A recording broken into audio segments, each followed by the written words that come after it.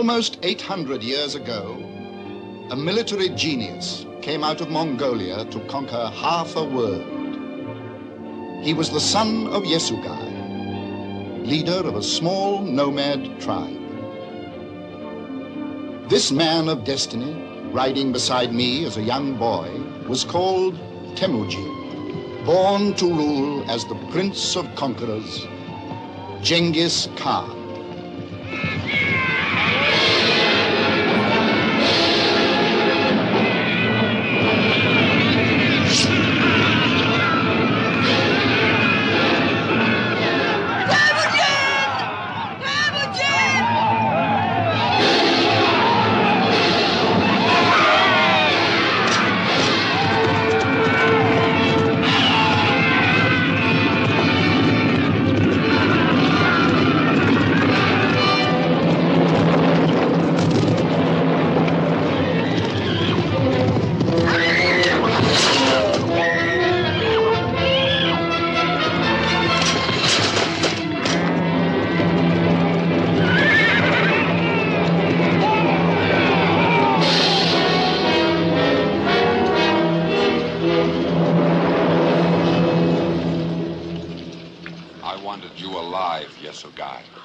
I wanted the chieftains of the other tribes to learn how Jamuga of the Merkits punishes those who trespass on his grazing lands.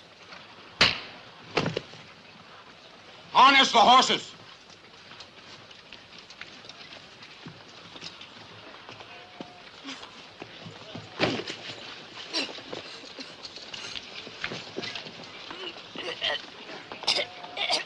Stay your hand! Hear my words, Lord Jamuga.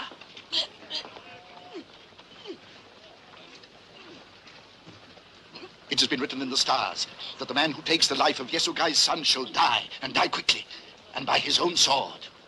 See for yourself, mighty lord. It is the mark of blood.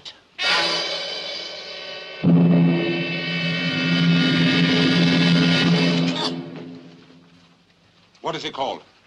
Temujin. Man of iron. Then I shall spare him, so that he may witness the death I give his father now.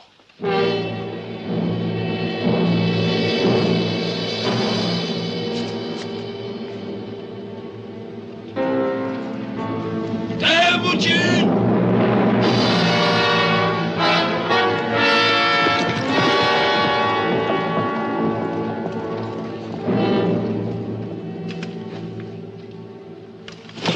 From this day on, you will wear a collar. I will have a chain made to put around your neck.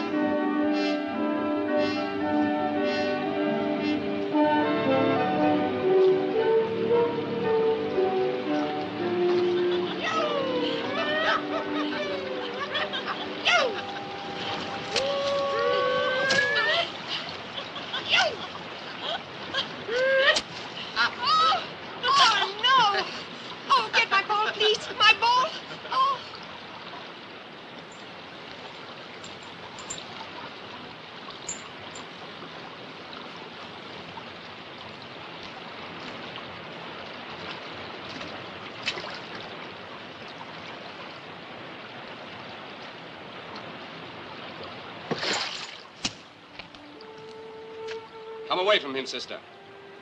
What harm has the young man done that he should have to wear a chain? You've heard Jamuga's orders, so leave him. Besides, his father was an enemy of our tribe also. Now come away!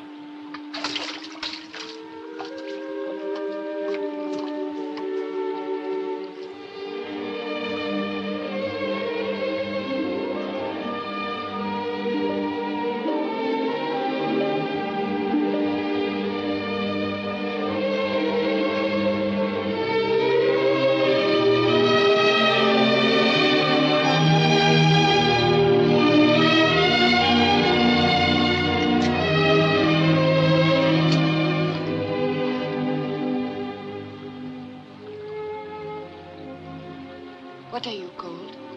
Temujin. Why have they put that cruel yoke around your neck? What are you called? Botai.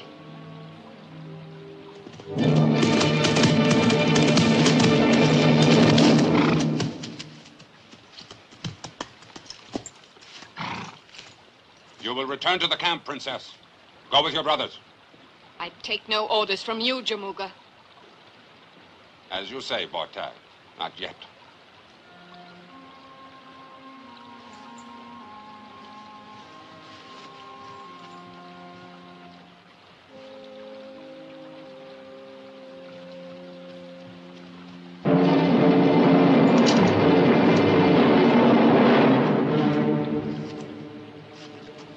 Dogs must be taught to stay in place.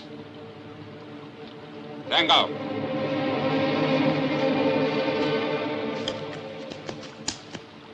Give me that.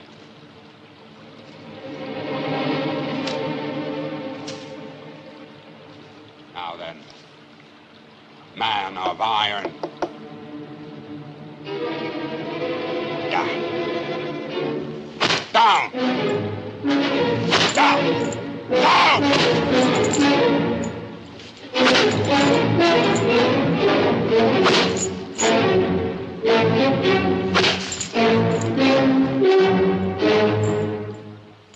The Lord Jamuga's brave. When a man is yoked. Good luck.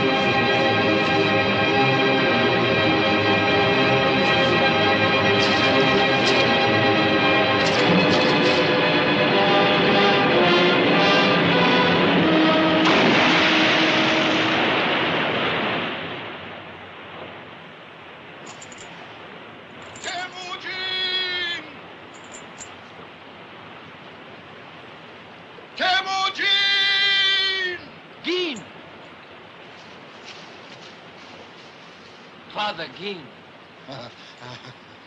How did you find me? I consulted the stars. My... Besides, Sengal showed me. Sengal?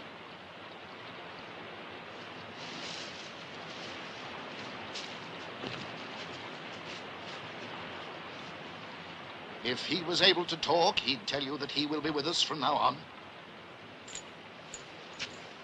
You may be chieftain of the smallest tribe of the Mongols. At least it's a start. It's a good start.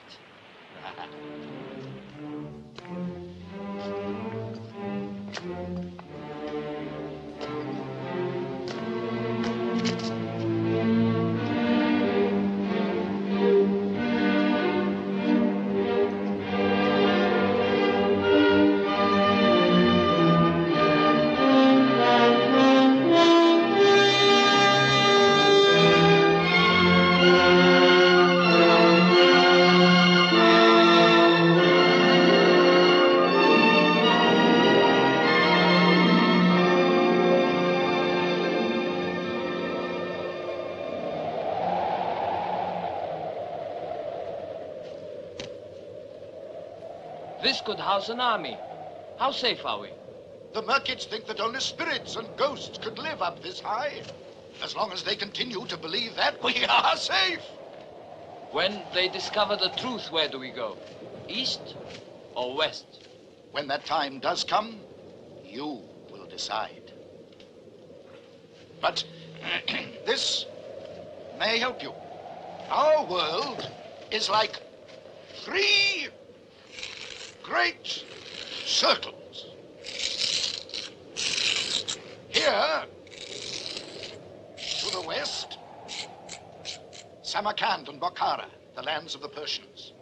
Rich nations who trade with the white-skinned Christians from beyond the desert. And here, to the east? I have not traveled east of the mountains, but I have talked with merchants from the caravans. And they have told me of the Great Walls. And beyond them of the kingdom of China. A land of great cities where people dress in silks. Even the men. And where the merchants go in search of spices and rare woods from the nations beyond the eastern seas. And here in the center? A barren, empty circle where only Mongols live. Why should it be barren and empty when it lies in the heartland between the rich west and the richer east? Because the tribes, like the Merkits, the Salkits, the Tanguts, and others, are too busy fighting amongst themselves. That's why. But if they join together? The only time that Mongols are joined together is in death. You know what you said about this being the smallest tribe in existence? It would be difficult for it to be much smaller. Then we must make it larger.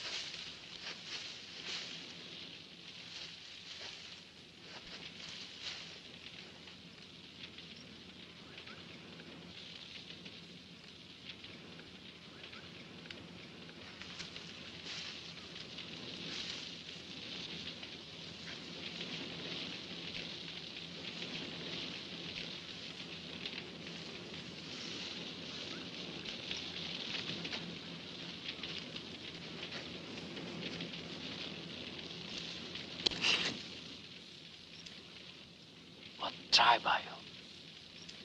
Salkits.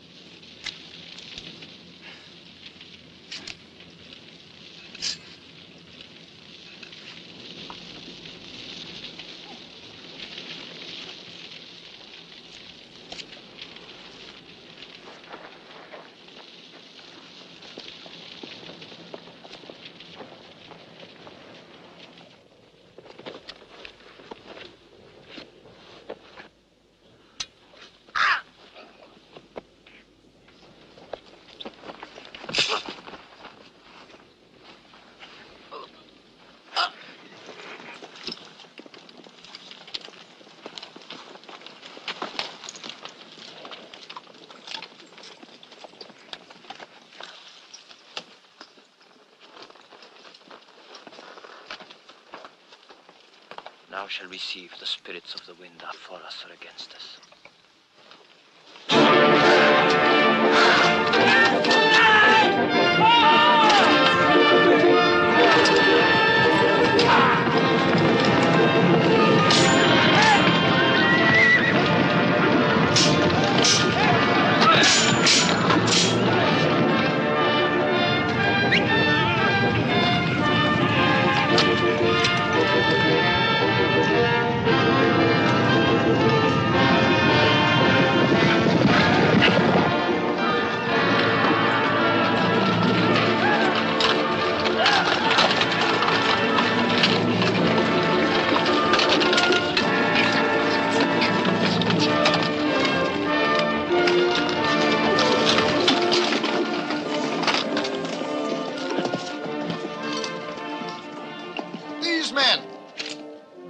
Salkits. Perhaps because they are Salkits. Salkits? Riding with you? Yes. Salkits and the Yesugai together.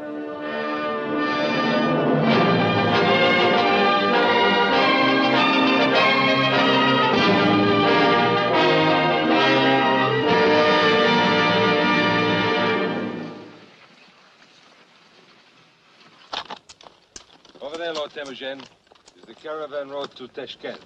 In the old days, many battles were fought over it. But so many of the slaves were killed, there was so little profit. So, the Treaty of the Slave Trail was signed. A treaty? The Shah of Khwarizm imposed a truce. All have sworn to it. All observe it. No warrior is permitted to carry arms here. Good, then we can take our pick without fighting. You do not understand, Temujin. The truce was signed. I did not sign it.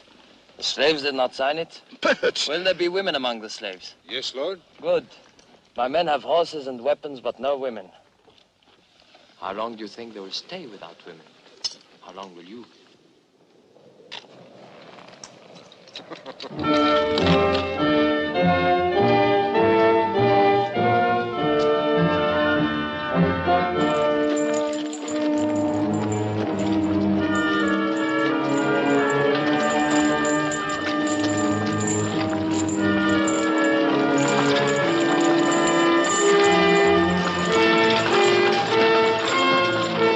What is the meaning of this?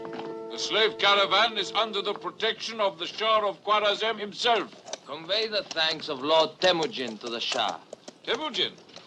Temujin! Katke! My lord, I thank the four winds you found me. Jamuka was selling me for a slave. Somehow I don't see you as a slave. In any case, you're free now. You're all free. Free! I said you are all free, my sisters, to continue with this caravan or to ride with my men back to our camp. You give them a choice? Women? Sengal, strike the fetters off these slaves. This truce has lasted 100 years, barbarian. The Shah will have your head spiked on the city walls. Once you're dead, do you really think it matters?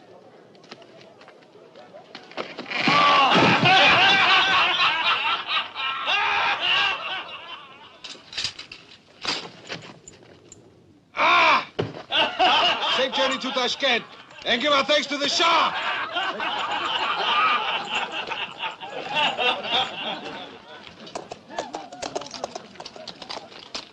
miracle. A miracle. Oh, thank you.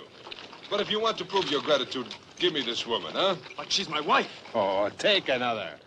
Go on, take another woman. I'll give you a horse. Oh, I'll give you 2 horses.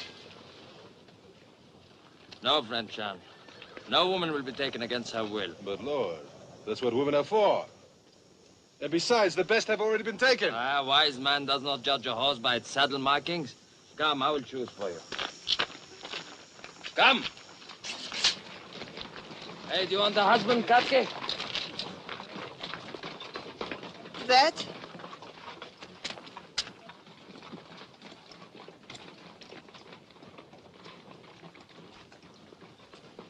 That's settled, then. May you have many sons. It's about time you too, my lord, had thoughts of sons. The thoughts I've had in my mind are not for a holy man as you.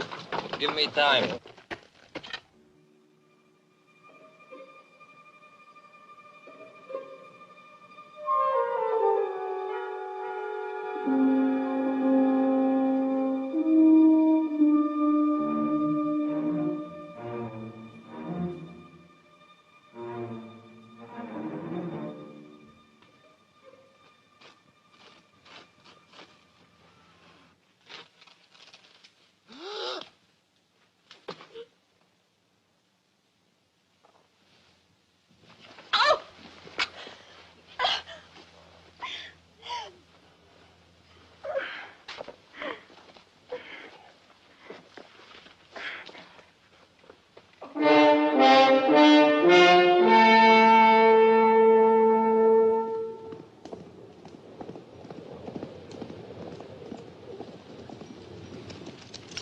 Take this and be careful.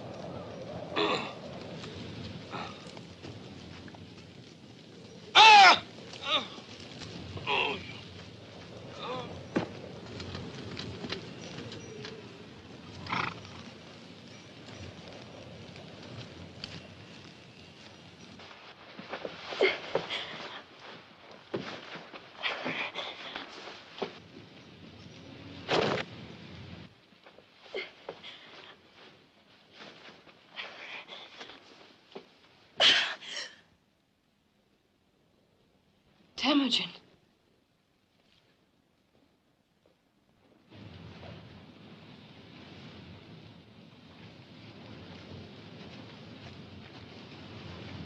Katki, bring food and clothes to the princess. Prepare another tent for me while I wash. Wash?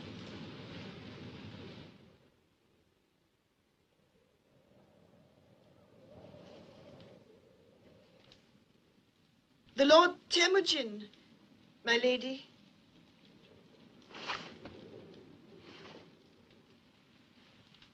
Stay, woman. I did not tell you to go. That was stupid of you. You do not seem like a stupid woman. I am not a stupid woman. And what did I do that you thought stupid? You gave an order that was bound to be overruled. The master who feeds his dog does not expect him to answer to the whistle of any stranger. I might have thought it of you. You treat those who serve you as dogs. Not Katke. She brought me up as a child. She did not boast about that, I promise you. My lady, anyone else listening to us now would imagine that you were trying to provoke a fight. But it always needs two to make a quarrel. Not with me, it doesn't.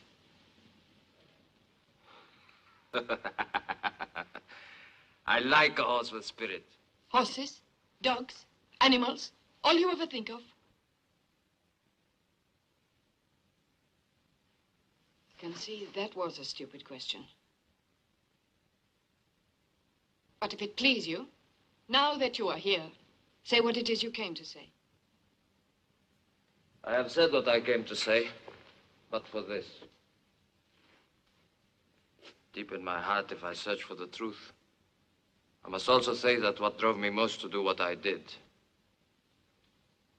was the thought of the rage and anger I have brought to Jamuga. To steal in the night the woman he had chosen to marry.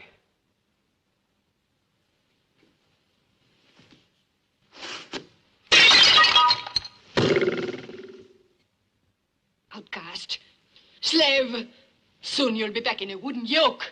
For born a slave, you'll die a slave. Born a slave I never was. Born to rule the Yasugai was always in my stars. And not only one tribe, but people of many tribes were destined to follow me, to fight my battles, conquer nations.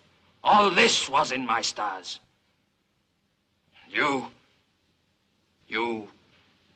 woman, dare provoke my anger.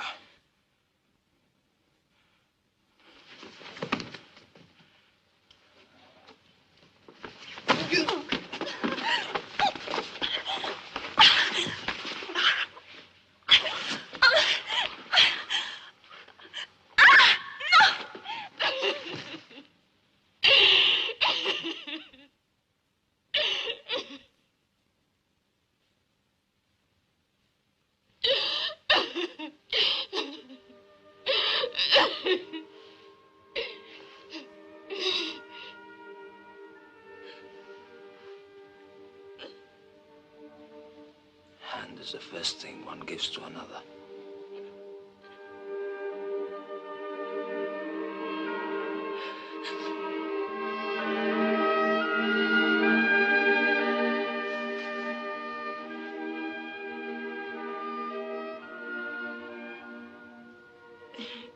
If I wasn't so ugly looking, with all these tears, I'd know what to say to you next. But I am ugly looking then. You didn't disagree with me. You see. Talk too much, woman. You never give me a chance to say anything. My brothers always say that too.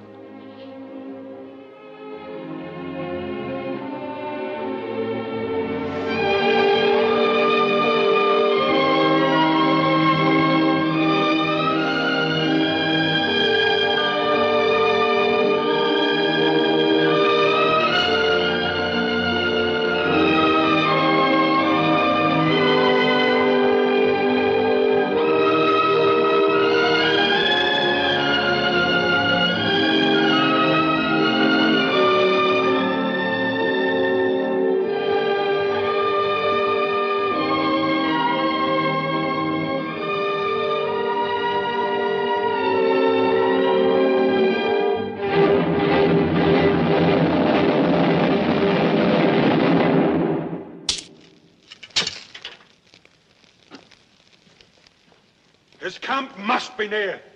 He knows our every movement. And we know nothing of his. His men appear from nowhere and they disappear like ghosts. Ghosts who will bleed like any ordinary man when they feel the headman's axe, as some of you may do, if you don't bring her back, and soon. I have her stolen out of my own camp, and from under the noses of all of you, from under the noses of her brothers.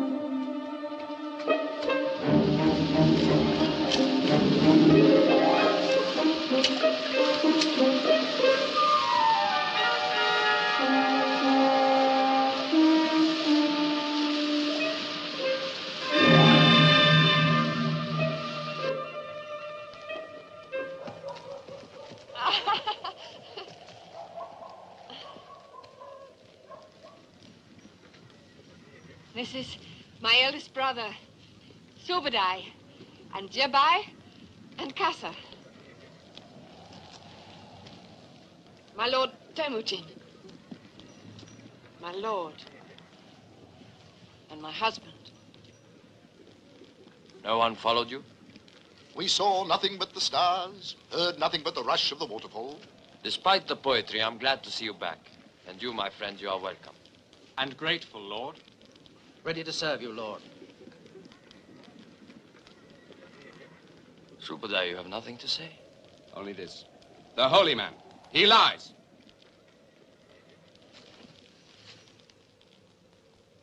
You said? I saw something as we climbed the mountainside. A glow against the sky. Your fires are banked too high.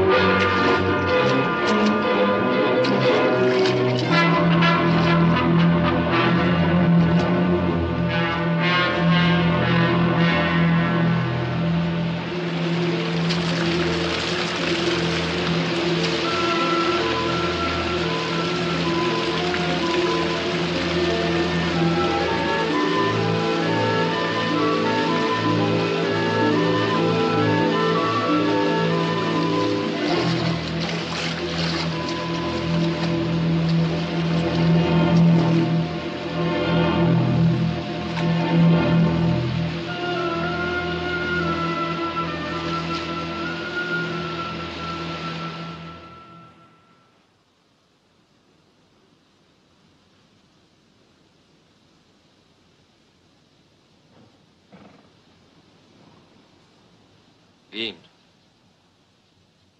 prepare to move out. Leave all the carts but one. Move on to the east road beyond Jamuga's camp and wait there.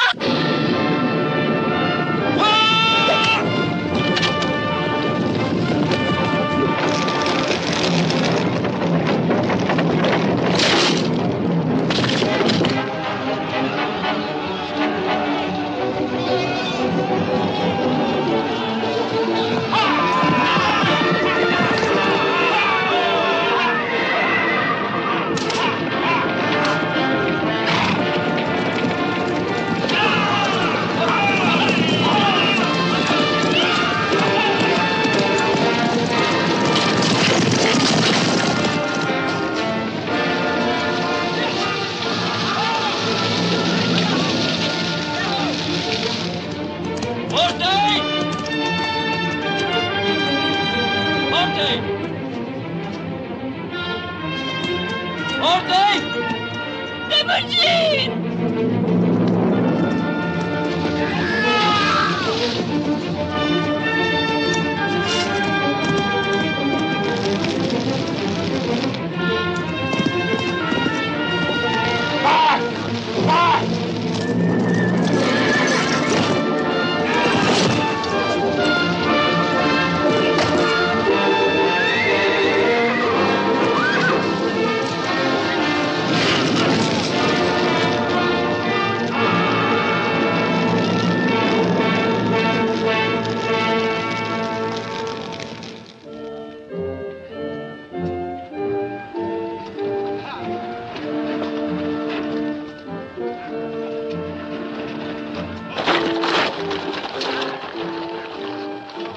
See to her.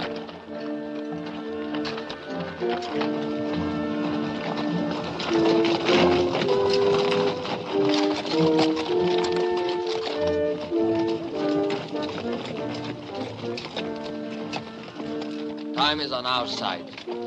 The hours before Jamuka can reach the sky camp. He'll have merchants from the lakes to the plains riding to join him. Who can travel faster? A horse that needs little to eat, or 100 who must forage wide? Where do we go? East. We will be across the river before dawn.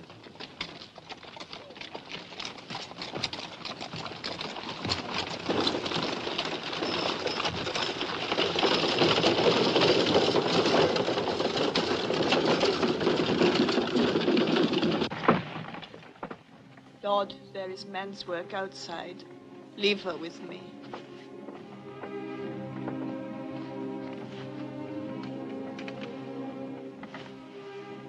Ote.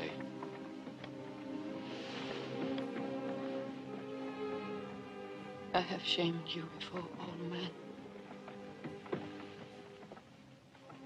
Jamuka. I begged him to kill me.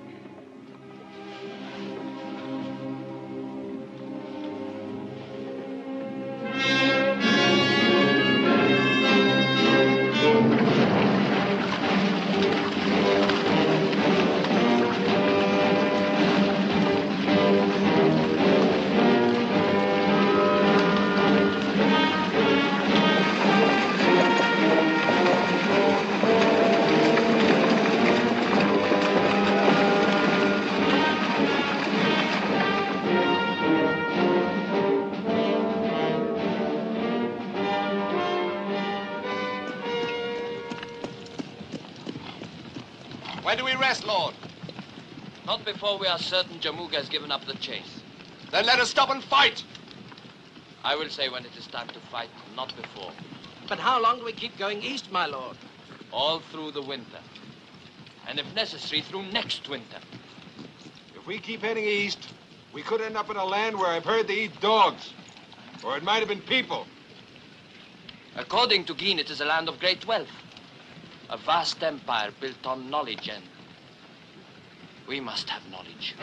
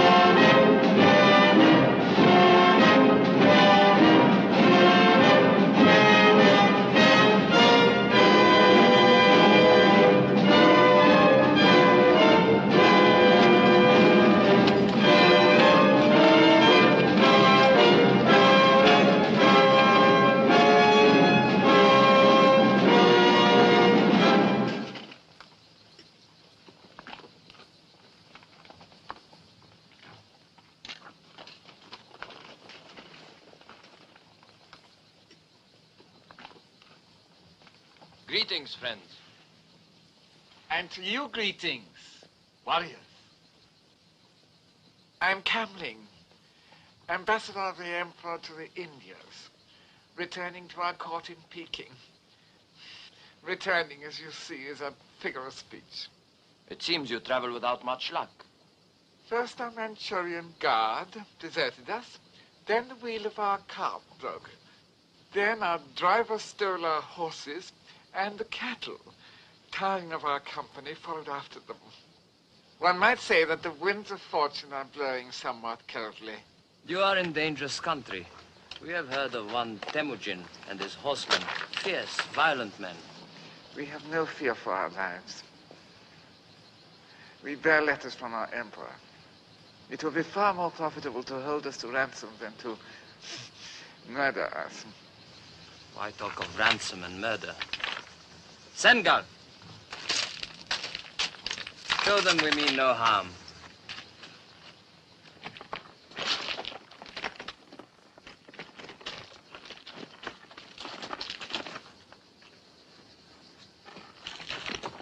Up!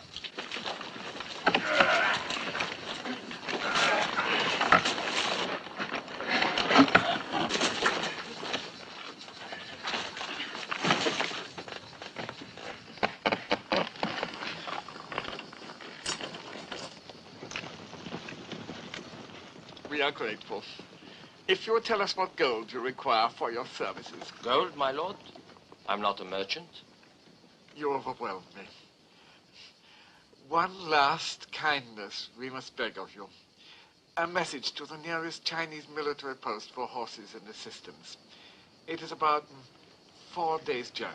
But that would mean leaving you here unprotected. We have spare horses we'd be glad to lend you. Also our services as an escort. An escort? I have 200 men here, all tried and tested. And our numbers are soon to be increased. My wife, she is near her time. Then she deserves better than to ride in the open, like a herdsman. She shall have the poor comforts of our miserable and unworthy wagon. Please, we shall try to make it as serviceable as we can.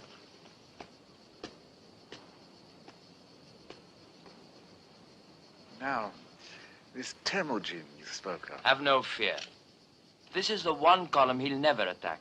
I have his word for it.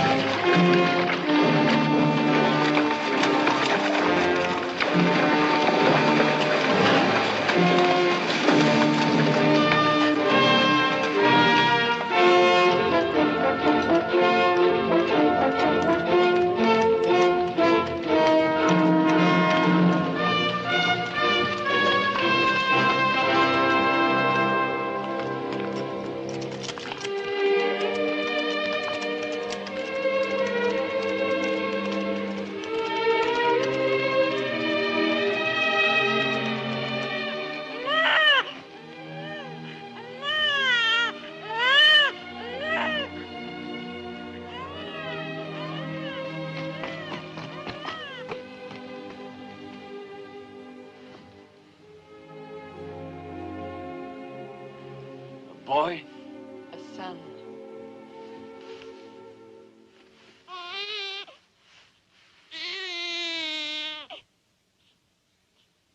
The first child born to the tribe of Yasugai for more than 20 years. And a boy. My son. Temujin. My son, Bote. You are my wife. This is my son. You knew he would be a boy. You always said it. It had to be. How else could he follow after me? The day I first noticed your body growing larger, I gave orders then to Shan to have a saddle built. A small one, of course. A bow and a sword, all of which bear his name. Don't torment me. His name. My son's name. Yoki, the founder of our tribe. Yoki. Yoki. It's a pretty name.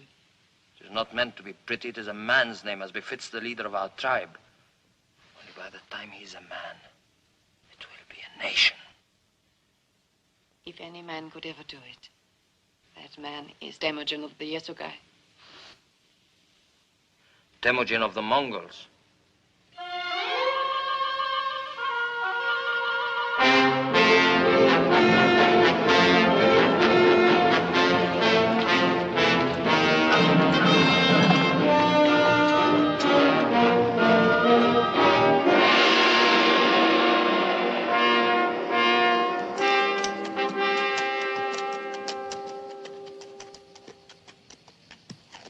Men who could build this should rule the world.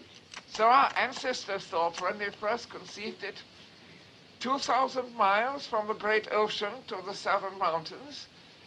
But alas, now we cannot rule ourselves, let alone the world. My lord!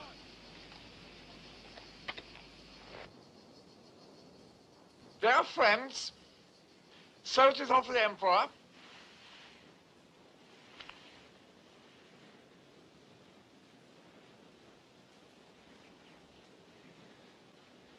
glass, simply reflecting the sun's rays, but it can carry messages further and faster than the swiftest horseman. Childish device, but not without usefulness. Please receive it as an unworthy gift. One drawback, however, I should point out. For reasons which will soon become apparent, it's best not to let such device fall into the hands of a woman.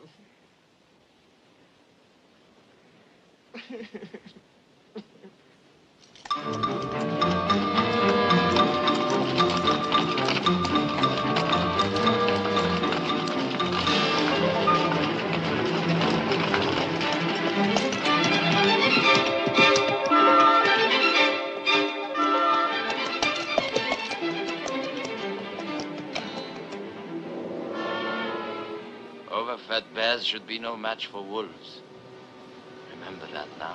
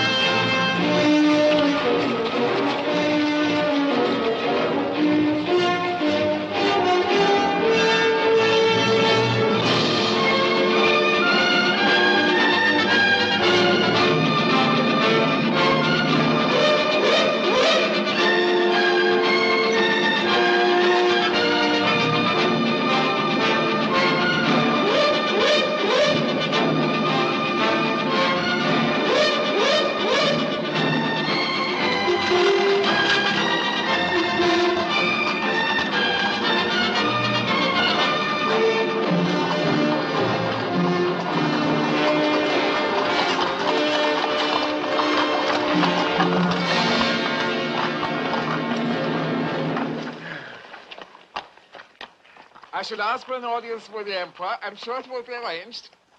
I shall be honored. The Emperor also will be honored.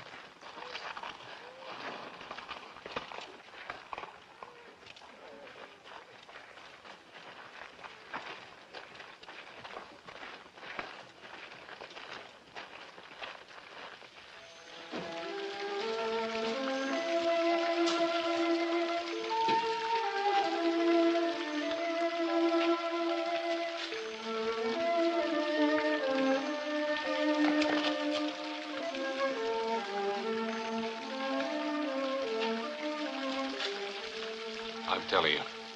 They're gonna boil us alive and then eat us.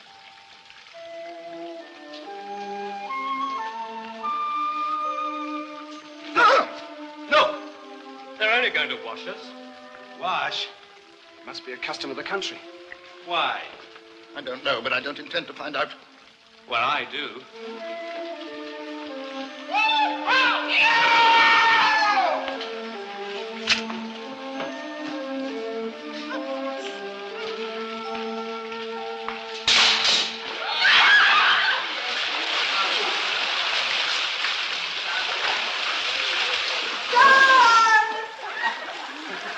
Sean! I know you were down there. Come out.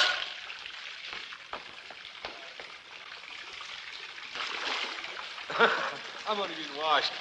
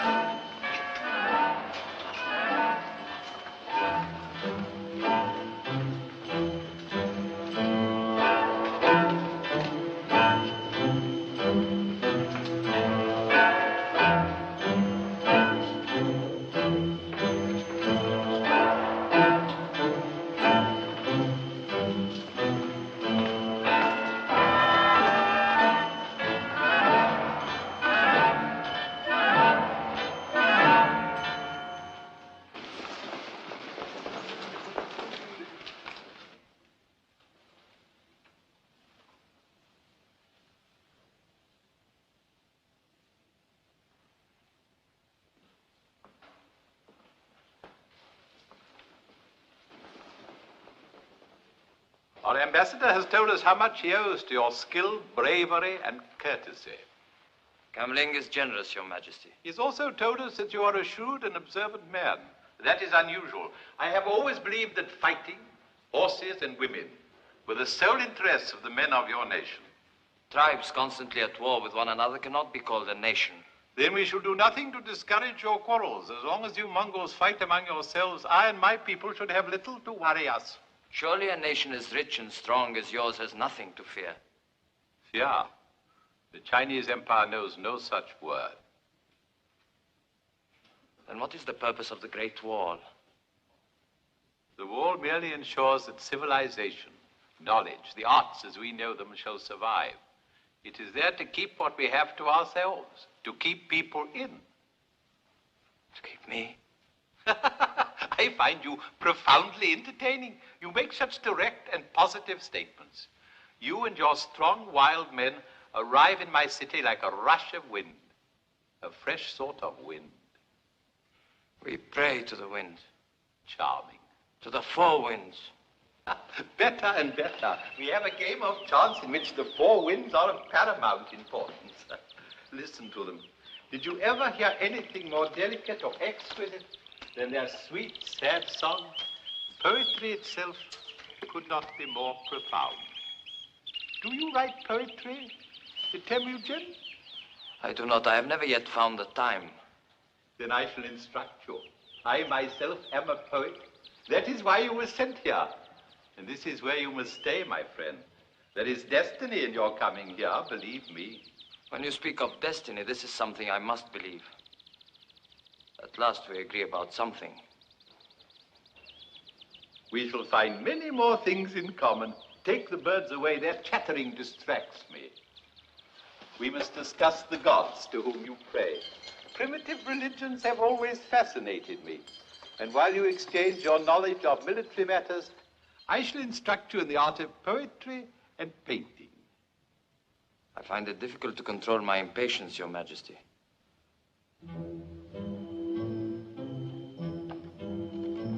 Take it. It grows heavy. The one in white. Have her raise her head. Tonight I am in the summer palace. Have her brought to me at midnight.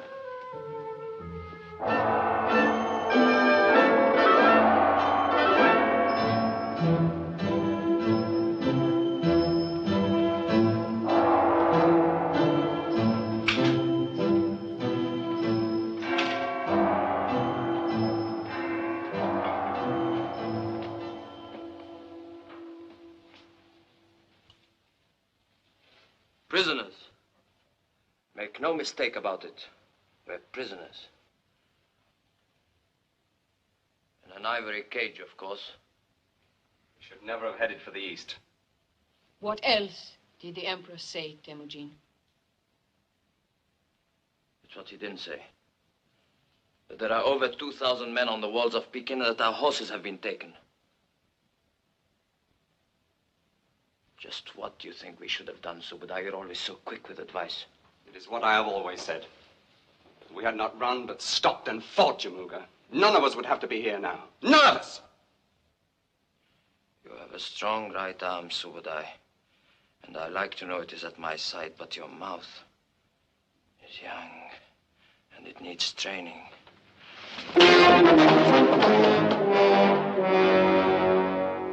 With enough training, my brother, you may yet become my strong right arm, for I have need of another.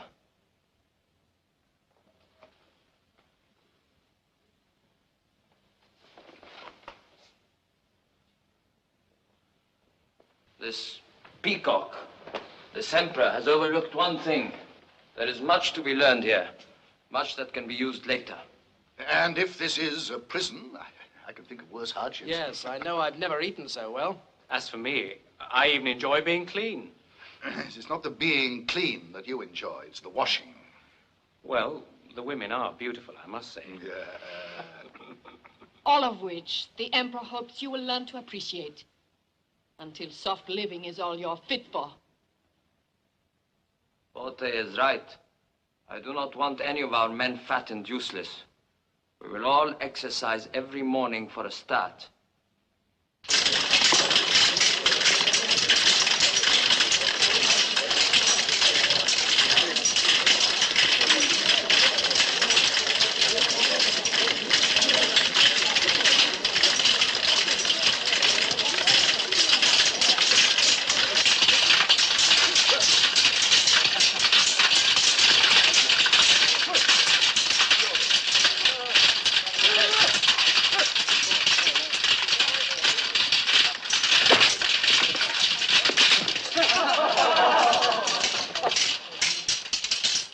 Mongol never leaves his blade. Not unless he's dead. Just a reminder for you to carry. Look! Over there! A signal!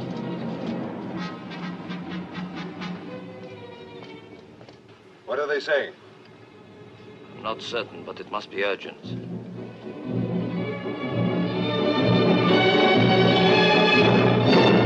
Take the map away. It's not only inaccurate, it's inartistic. Stop them weeping and wailing. I want advice, not pandemonium.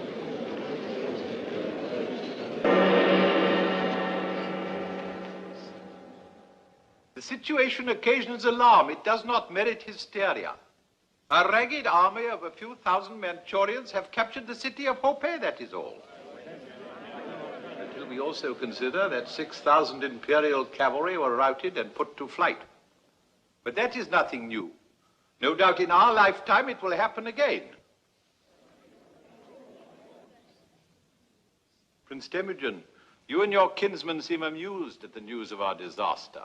Not at the news, Your Majesty, only at the way you receive it. A few thousand Manchurians are of little account, admittedly. But their example might be serious.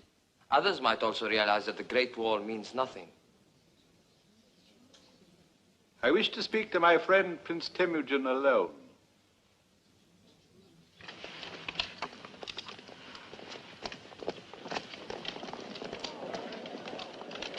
Bring hot wine and tea. And do you stay and keep us company?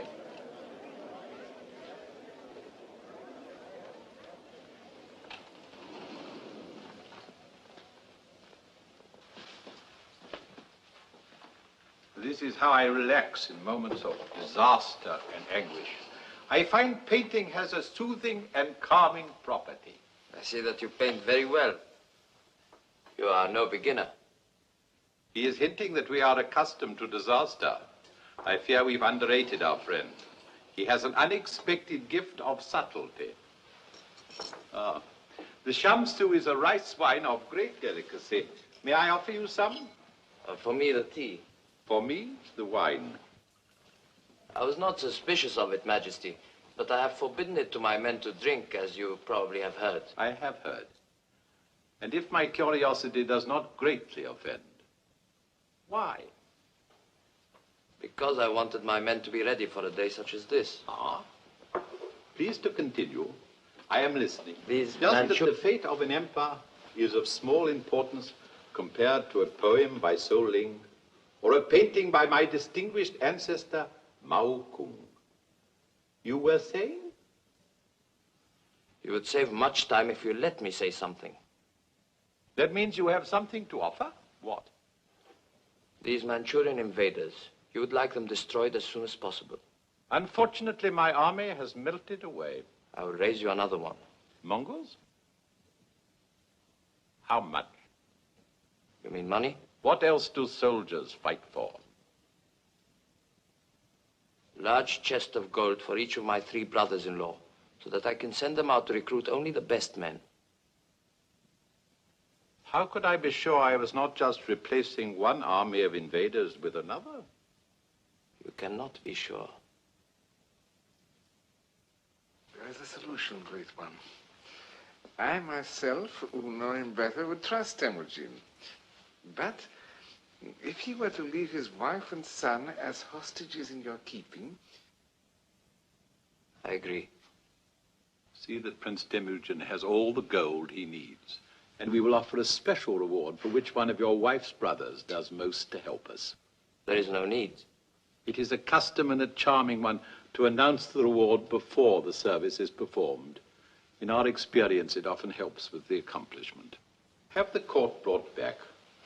I wish them to see how tired and exhausted their emperor is, working devotedly in the service of his people.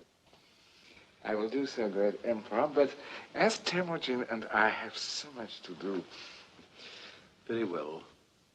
In any case, you've both seen the state I'm in.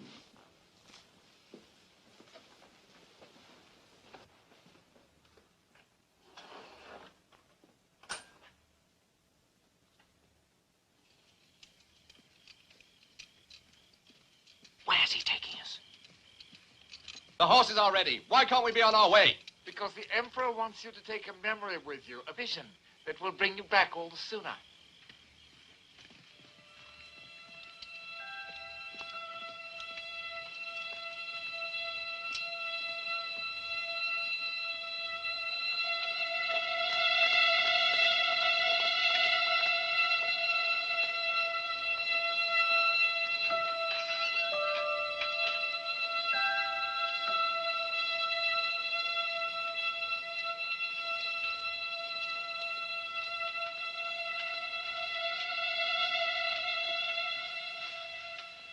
Look at the picture.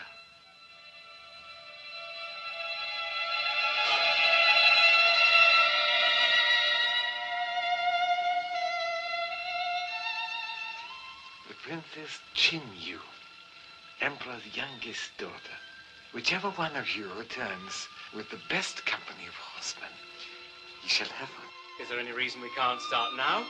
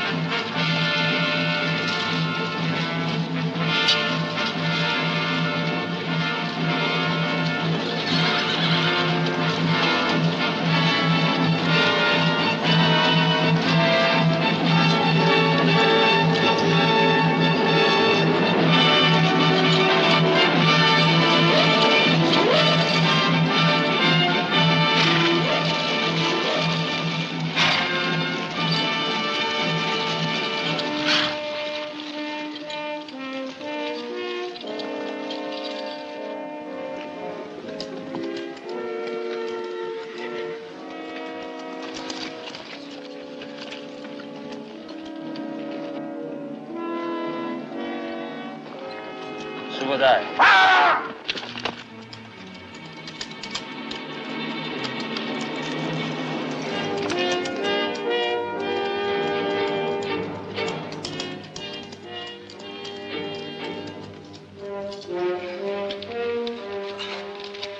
Teach her to be a woman while I'm away. Out!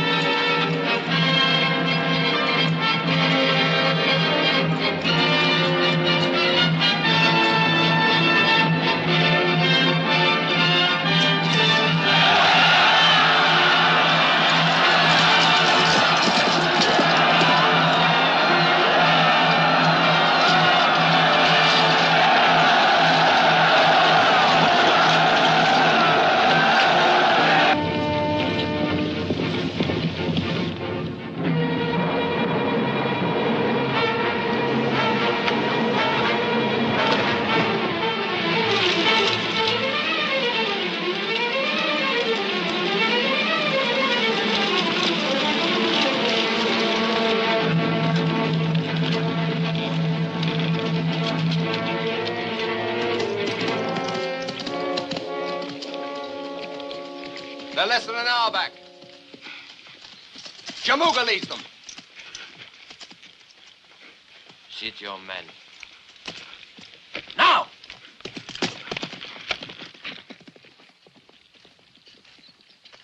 Your troops will lead the attack. Up through there. It is only fitting. We have the honor. You will not attack with any great success. You will then fall back. Retreat? You have had some experience of that, I imagine. But we lose face.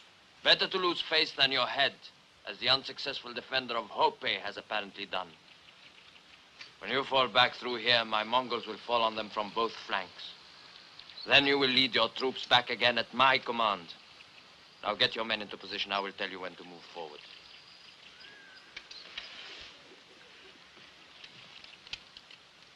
Jamuga.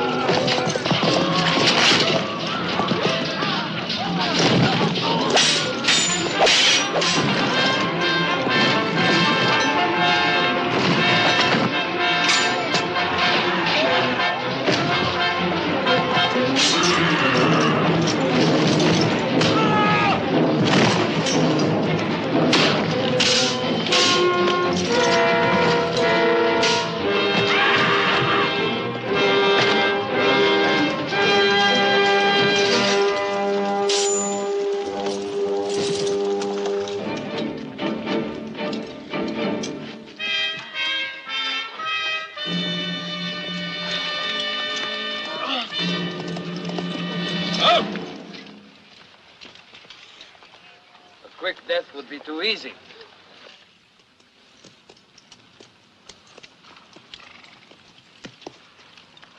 You can choose. Either you live to follow the banner of Temujin, or you die with your leaders Now show them to me! These men who led you into rebellion against your empire!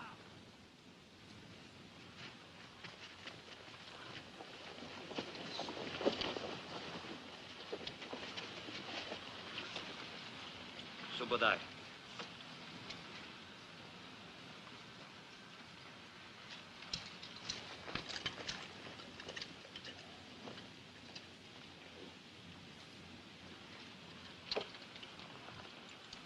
Jamuga, you will pray for death, and the chang you wear grows heavier and heavier, and the laughter it brings grows louder and louder. And you, Temujin, will live to regret this day, when you withheld the blade from my neck.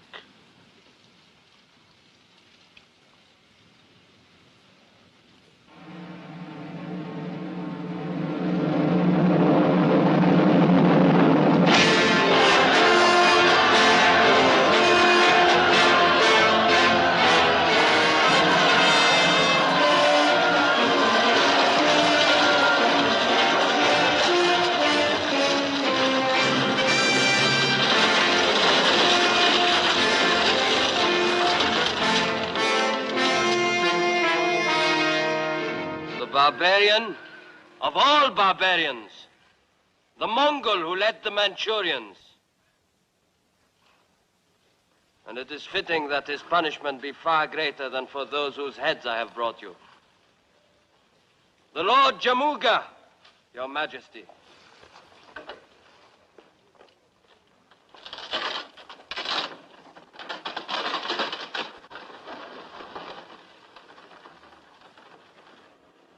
In celebration of the Lord Temujin's great victories over the Manchurian rebel invaders, it is our will that from this day on, he will be called the Prince of Conquerors, the Genghis Khan.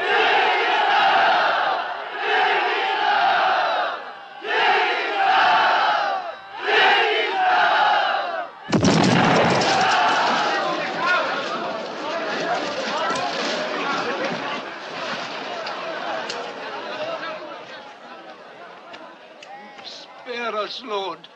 We meant it only to be a salute to your victory.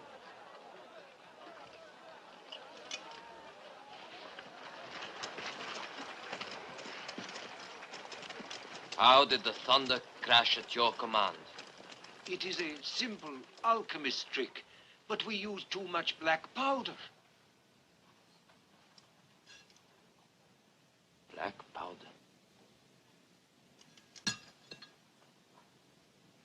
Come to me tonight and bring some of your powder with you. I want to see how you make it thunder.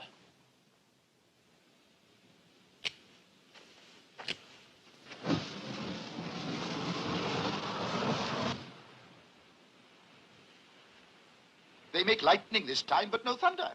That is something we've discovered in their experiments. It thunders only when confined in a container.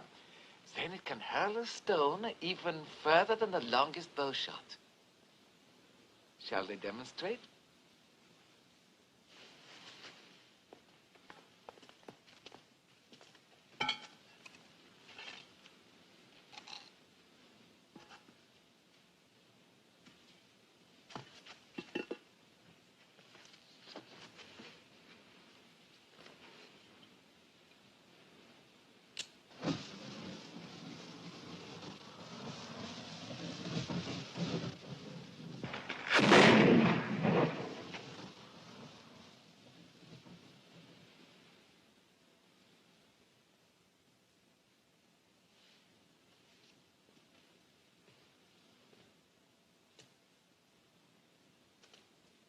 So far, you have used this only to make noises of welcome?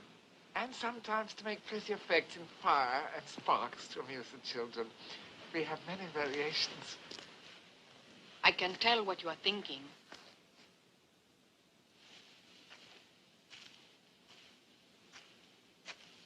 It is your duty, both as a holy man and as a man of wisdom, to profit from all this knowledge.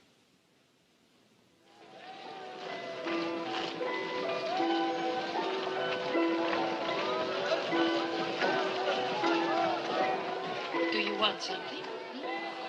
Give me that blue horse, will you?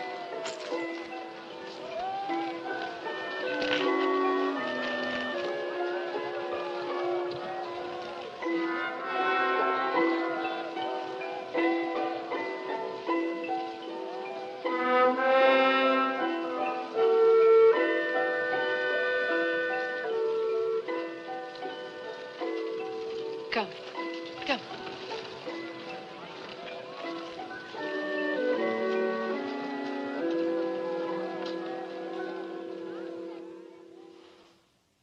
And I tell you again, it has to be done.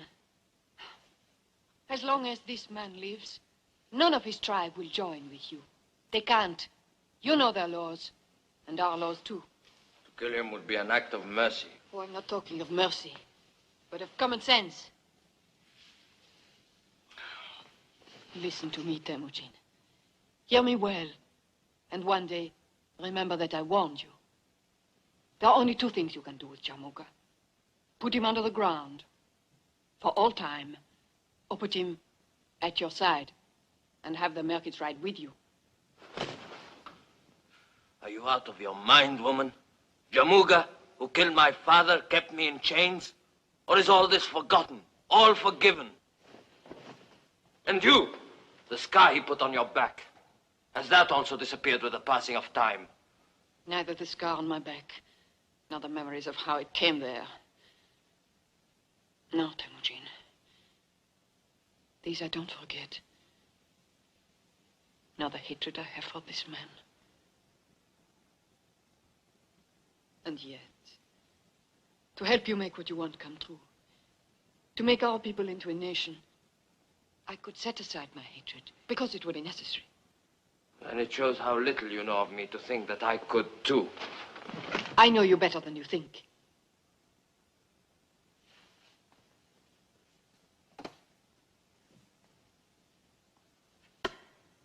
Break it across your knee, Temujin.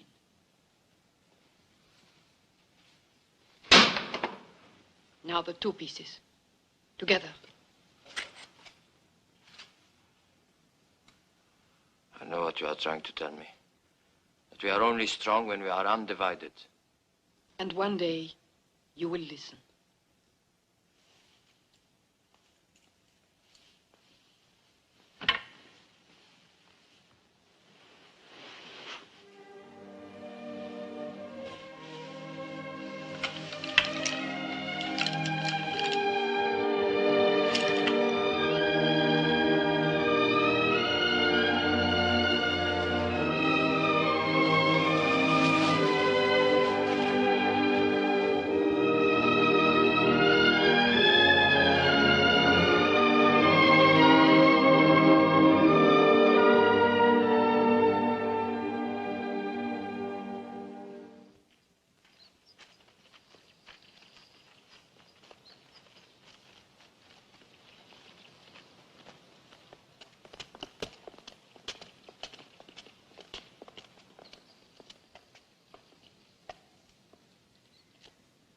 Leave us.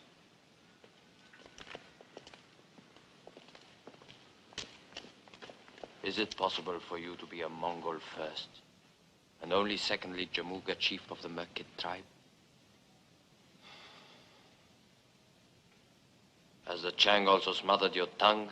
Not yet. Perhaps if I wear it as long as you did. Once you took the Chang off my neck. Perhaps I can do the same for you. The price? There is no price. Only a dream accomplished. A unified Mongol nation, not just separate warring tribes. With the Lord Temujin at its head. The stars have written it. Geen, my holy man, tells me this is true. A Mongol nation will come, Jamuga. It will. But if the Merkits ride at our side, it will come sooner. The Merkits need no other tribes to ride beside them. Behind them, I should say. All others fear us already. Our power, our strength. Even my death cannot destroy that. You're thinking so small that you can only think about yourself? And what do you think of then with this wild dream of yours of a Mongol nation? And apart from these stars you speak of, What else makes you think you have been chosen to rule? You will die carrying that shank, Jamuga. Unless I have your word now that your merchants ride with us the day we leave China. And that day is soon. If I were free from this yoke, my hands would still your jackal breath forever. Sule! Put this animal back in his cage.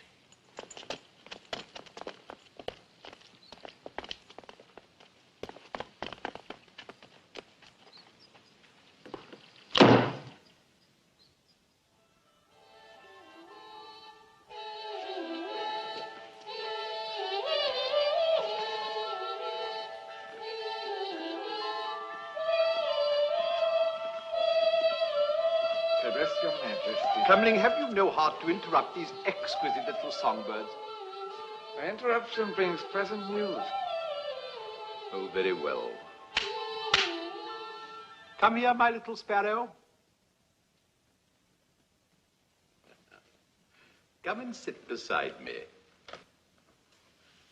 Go on, if you must. Genghis Khan has arranged a demonstration tonight for you and your court to thank you for all your kindnesses over the years. Don't tremble, child. Although divine, I'm also human. And as a farewell. Farewell? Did you know about this? They wish to return to their own lands. I cannot allow it. I have told you many times of my dream of a united people. And should it take force to accomplish it, I have the men now. And I have trained them well. And I bought them. And you are my general, Genghis Khan. And their leader. Comling, you are the Khan's friend. Not his only one, I hasten to add. Do you reason with him? For his own good. The Emperor wants to remind you of your first meeting, what then was said. That the Great Wall of China is to keep people in. And that there are 3,000 armed men on the Peking walls. And that we are still prisoners. Prisoners? Friends? And what sort of talk is this among friends? I want no more of it. I've had a terrible day. Headaches, all this caterwauling. Get away, you unmutable little brutes. All of you. And now this talk of leaving me. You've cut me to the heart. That was not my intention, I assure you. I knew you would do nothing to hurt me. But my demonstration? There's no reason to abandon it. We have another saying, another way of suggesting you make the best of things. It's very apt. Better to light one candle than to curse the darkness. As you say, very apt.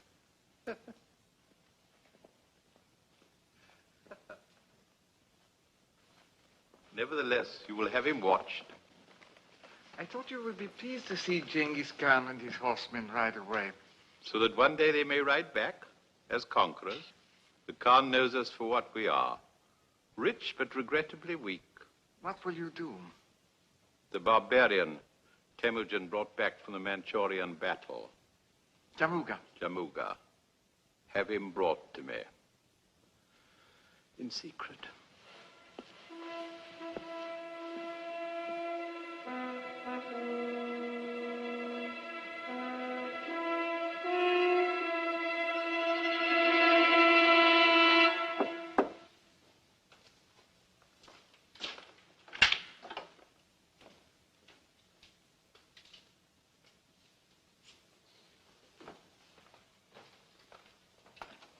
Your message said it was urgent. We have no secrets. Least of all from her. This is most difficult for me, my lord. My royalties must not be misunderstood, but they are for my country, for China, not for any individual, no matter how important or mighty he may be. I would say these are the sentiments of an honorable man. The Emperor worries. He fears your leaving. He is wrong. He and all in China should fear your staying. He is a man of subtlety, however, and there is another solution. Your people stay, you go on a very long journey alone.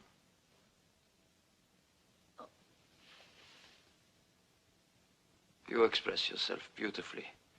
But who is to stab me in my back? The Emperor also understands what would happen to our people if one of them should strike you down. And so... You have walked too far to stop now. Our people would be blameless if your assassin were a Mongol. Mark it. Jamuga. Bring him here. It would be better if I were not present. You will stay, my friend. You will stay.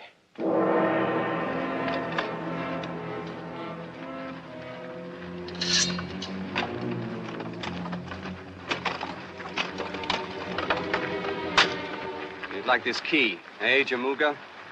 Why not? With the Chang off, you might have had a chance to save your right arm. Assassin! Cut him down.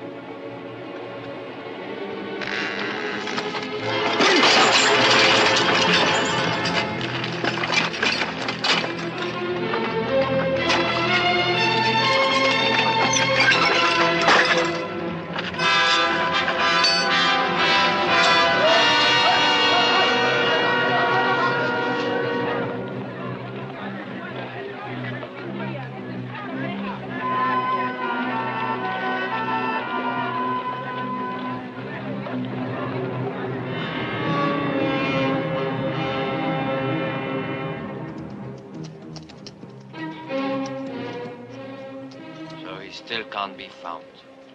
The one man who can gather all the Merkits against us. The one man! Call off your men. Get them ready for tonight's celebrations. With Jamuga still at large? He will do nothing now. His own escape is more important to him than my life. And no more failures this time, Subudai. Our plan for tonight must meet with success. I'm sorry you will miss tonight's celebrations. Perhaps you can see some of the fireworks from here.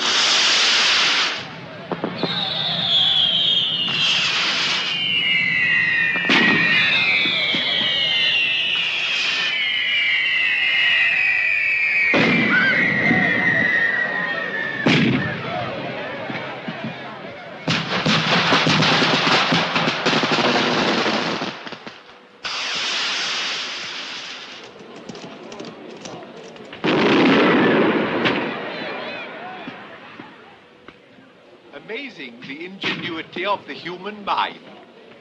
The Chinese mind, of course.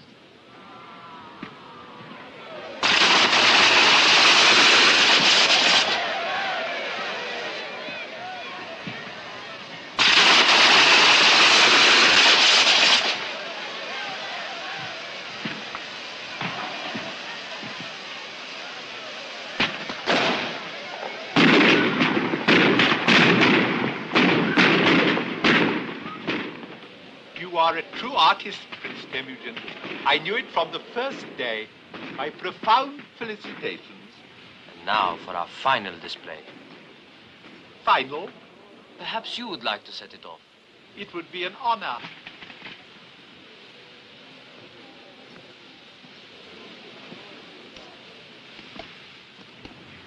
This last one will be very special. You have saved the best for the last, a wise move. A touch of true delicacy.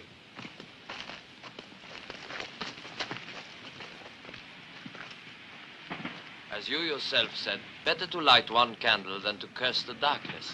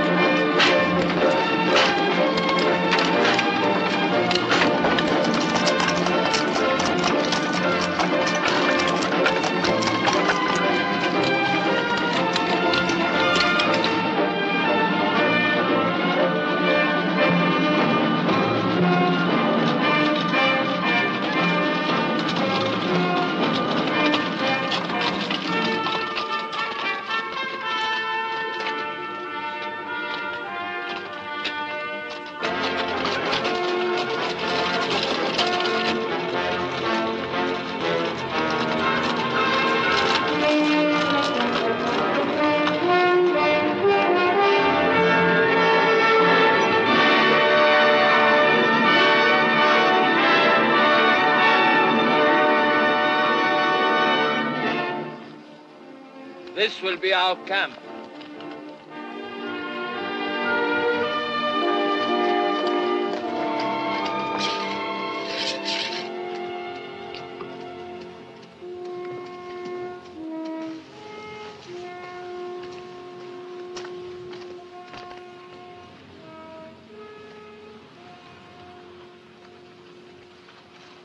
My lord. Here.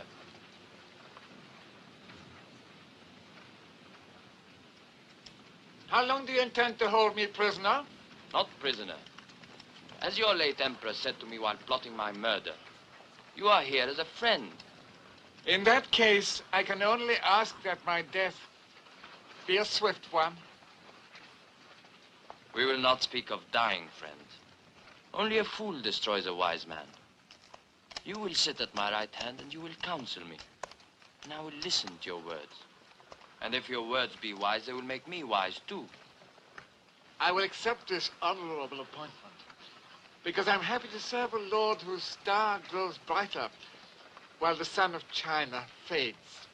In addition, I suspect I will find the work more agreeable than death. My first advice is to strike swiftly, to take what is left of China before someone else can do so. Word of this success will bring other tribes to you in increasing numbers. In the meantime, we shall move westward. With China safely in the hands of Jebai, Subudai will move north into Russia, while Kasa drives south to bring India to her knees. Samarkand and Bukhara will fall easily to us, and Persia will be ours for the taking. And the Mongols shall rule from the heartland, from the very center of the world. And Jamuga? The Merkits will still have their chance to join us. Mongol must not fight Mongol again. Your ambition destroys your honor. Is the man who raped our sister to go unanswered? Is the father of his firstborn son to go unpunished? Yuki is my son. The man who lets personal revenge take precedence over the tasks before him will never complete those tasks, and he will lose all that he has gained. Enough! My word is the law. I'll get on with my work.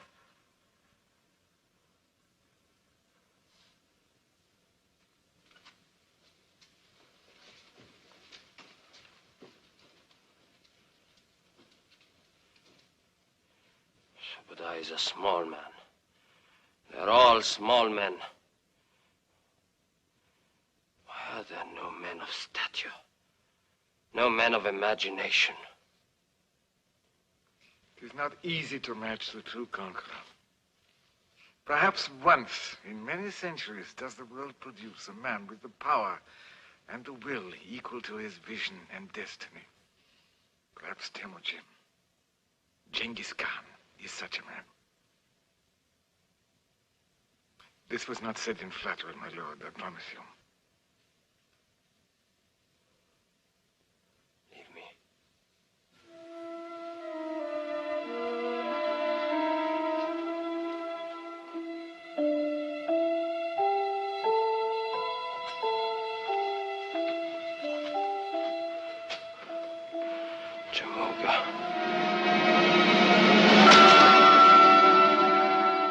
In the next few years, the Mongol hordes of Genghis Khan seized all of China north of the Yellow River, carved its way across the Ural Mountains into Russia, and plunged southward across the borders of India.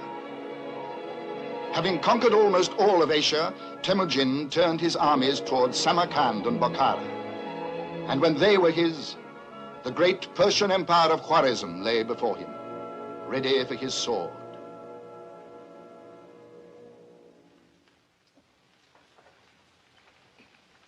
Come now, Jamuga. You are an old general. You know very well that even if I agreed to join forces with you, you could never hope to defeat this Genghis Khan. No one else has. No one else has an army equal in strength to our combined forces. We will be more than enough to slaughter him. I have no desire for slaughter. Lamb is for slaughter.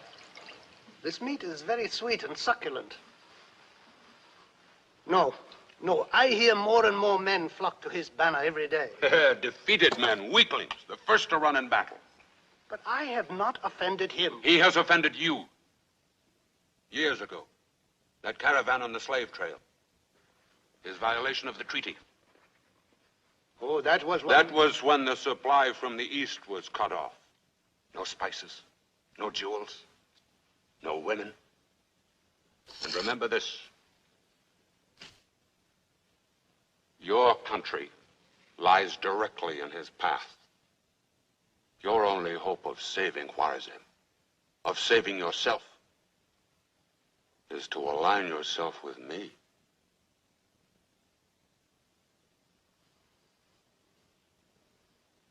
There is only one way to stop this violator of treaties.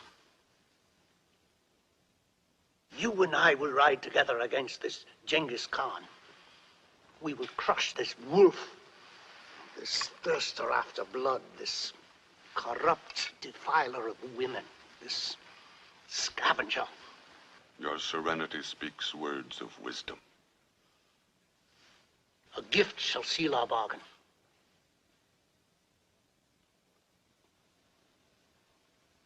One of my daughters? 2? And my gift to you will be the head of this Genghis Khan.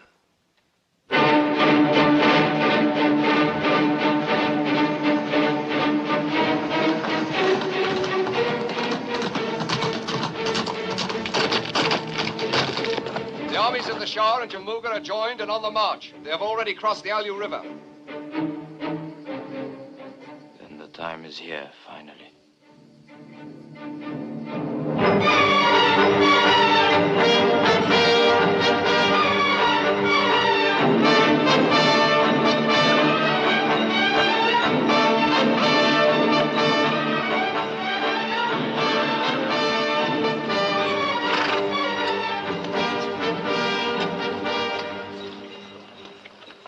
certain.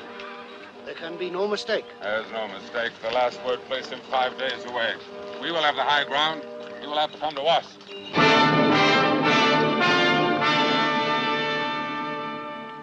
We will have the high ground, you said. They will have to come to us, you said. Are they not doing so? An emissary with a white flag. Well, somehow I do not feel they've come to surrender. Not with Genghis Khan holding the high ground, but with our troops outnumbered. Are you suggesting that we surrender then? I'm suggesting nothing. I'm only regretting the fact that I allowed myself to be dragged into this foolish and obviously risky adventure. To conquer, one has to take risks. At my age, I do not need to take risks. If I survive this day, it will have taught me a lesson. That a man can be too clever. Your words mean more than they say.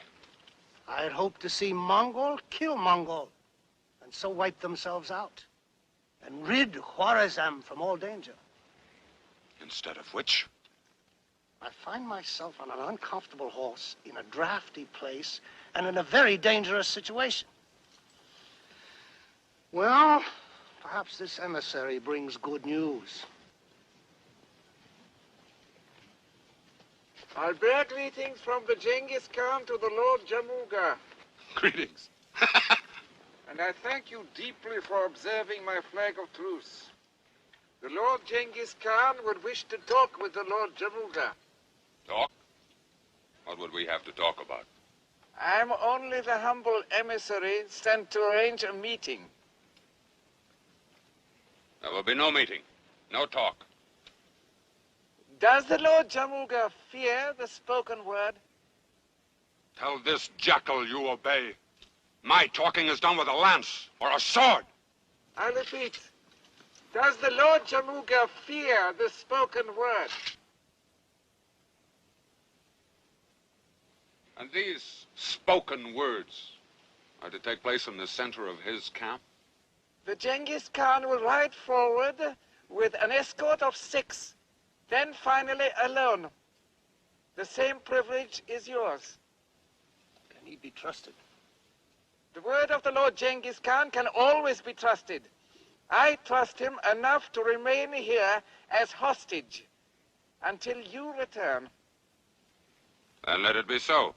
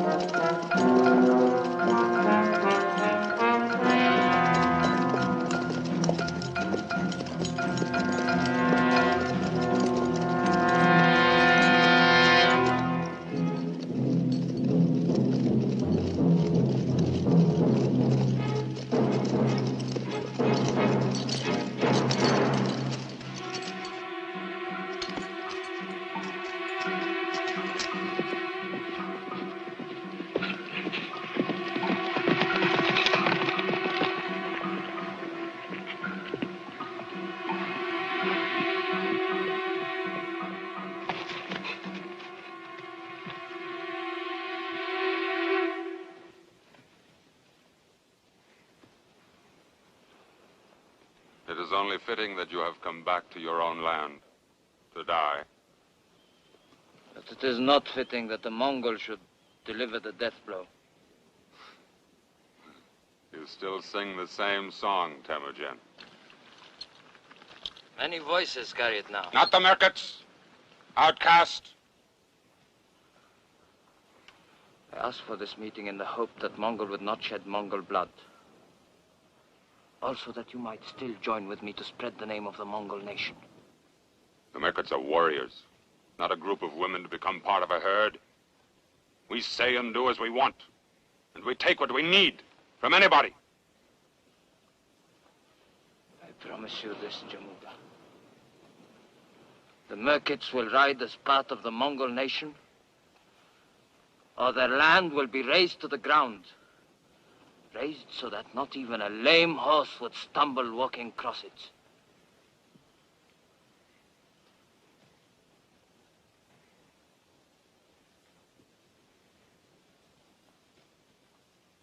I must talk with the Shah. Counsel is always worthwhile. We will send you our answer. With Kam Ling.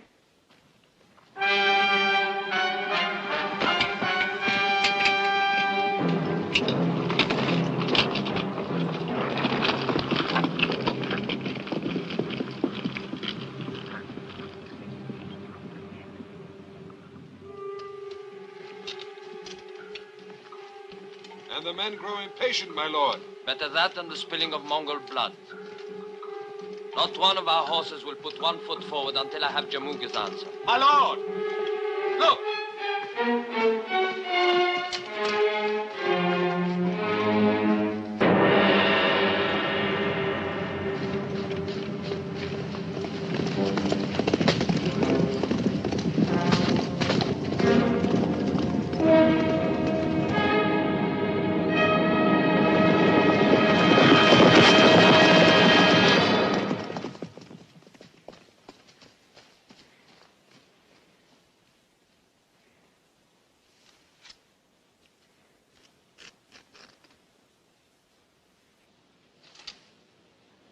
Kam Ling.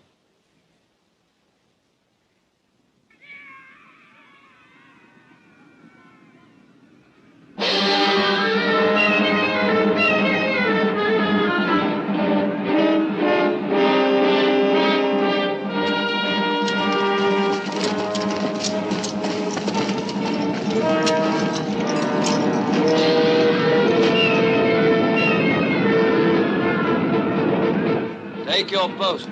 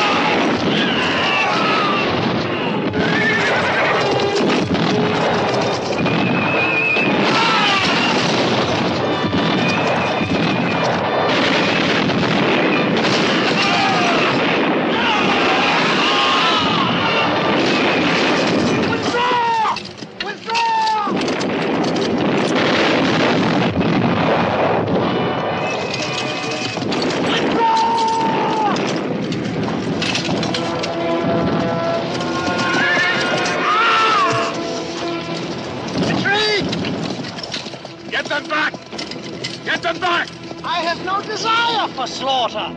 Retreat!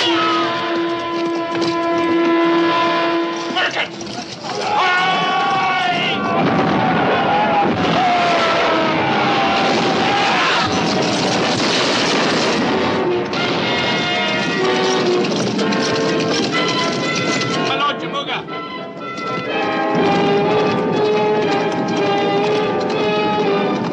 Take the left flank! With me!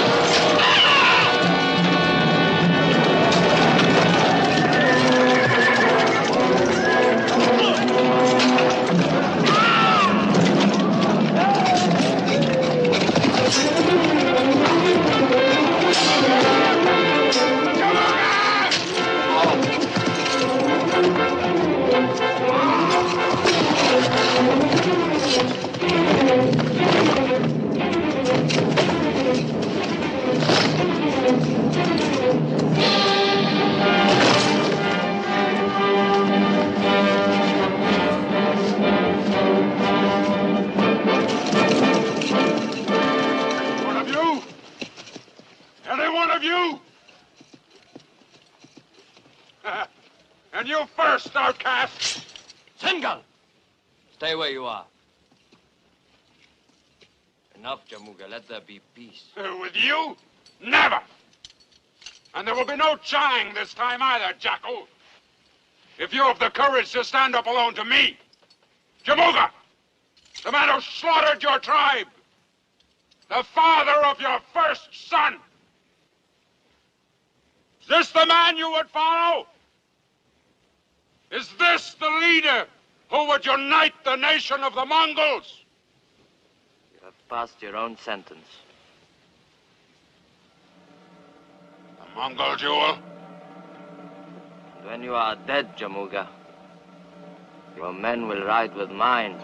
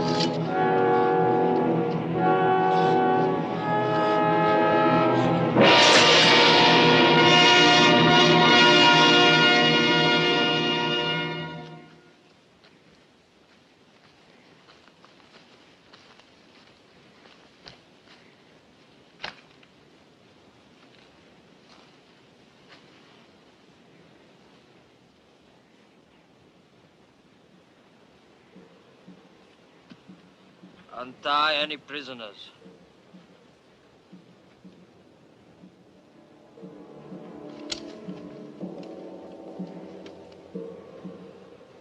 If any of the Merkit tribe would leave us,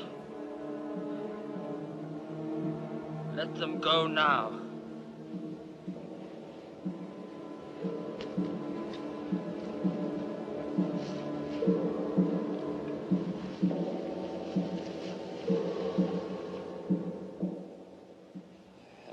To see it. That the tribes come together as one people.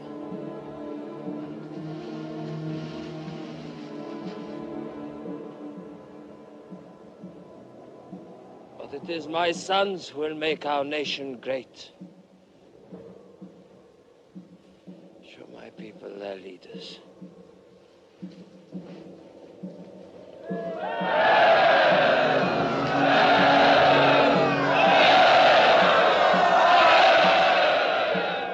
And until they are old enough to lead, it is my wife and her 2 brothers who shall speak for them, shall guide them to walk straight. What I have always loved. Turn me towards the wind. I want that the gods should see me in the face.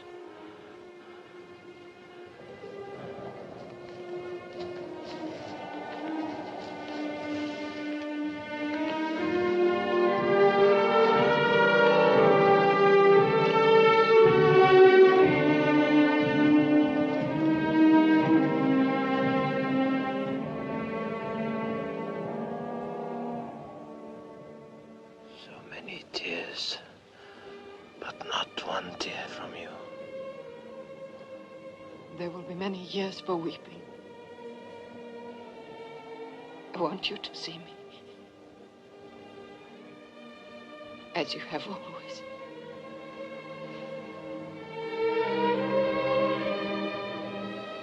Always your hand to help me. As you said, it's always the first thing you hold out to another. First. And strangely, at this time, that it should also be.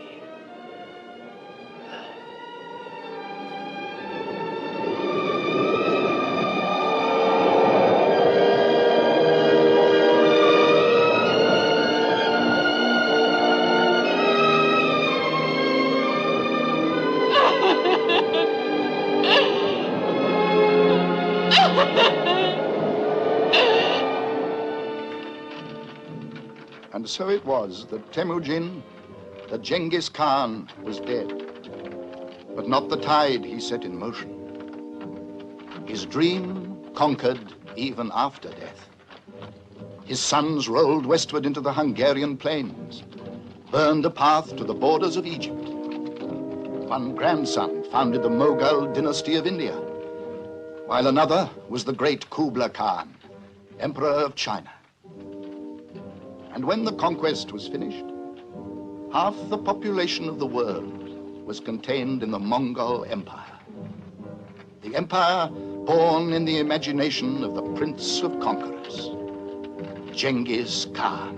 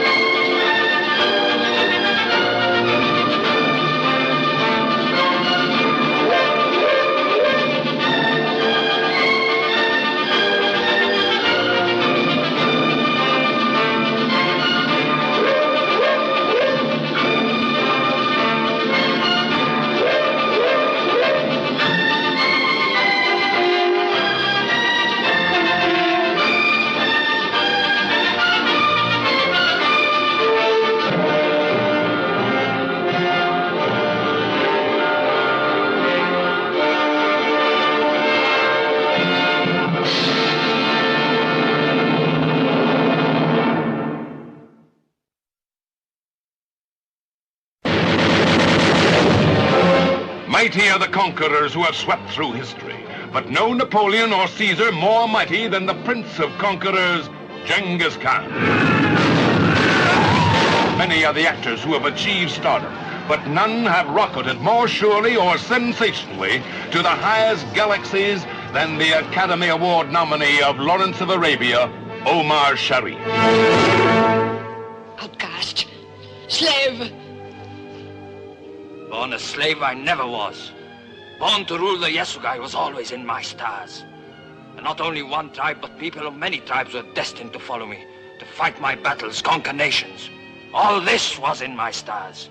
And to bring to life the full sweep and magnitude of such a story, a cast of towering stature. Stephen Boyd at last finds a role as mighty as the part that brought him international attention in Ben-Hur. If I were free from this yoke, my hands would still your jackal breath forever.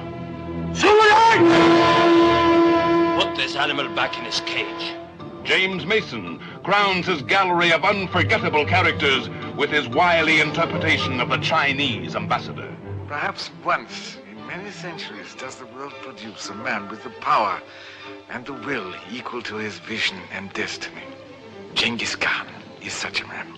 Eli Wallach caps his Broadway and Hollywood achievements with his most devilish creation. You and I will ride together against this Genghis Khan.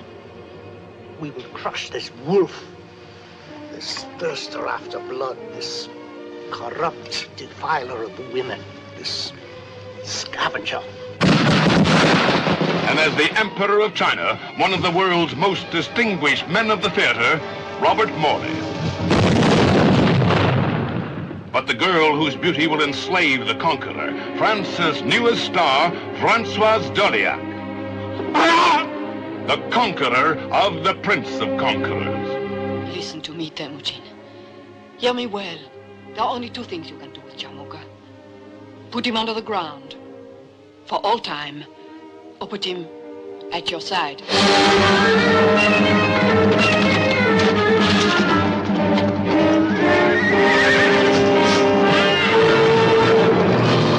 Where the story was set, so went the cameras. The Great Wall of China, the splendor of an emperor's palace. Here indeed are scenes of unequaled beauty and spectacle unparalleled in any motion picture.